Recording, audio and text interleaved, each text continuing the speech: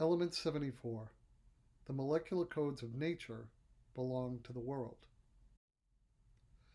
So, just as each of us has our own molecular codes, our own genome, so there are genomes in the biosphere.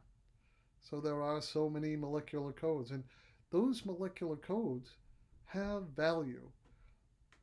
They have harnessed the brilliance of nature in ways of bringing about traits and properties, and those molecular codes are in so many ways the the crown jewels of understanding how we can move toward a sustainable world.